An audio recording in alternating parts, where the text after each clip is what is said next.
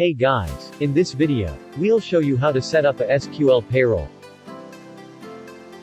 To begin, go to this website and download the installer. Double-click the installer. Select, I accept the agreement. If yours computer default display in Program File or Program File x86, you just need to remove it. Please make sure this step is in this path. Click Next. All this 3 folder should exactly same with the photo. Once done, click Next. Next. Install.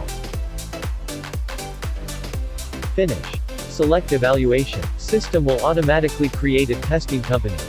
Click on File, Log On. Click on the 3-dot button next to company name. Create new database. Insert the company name.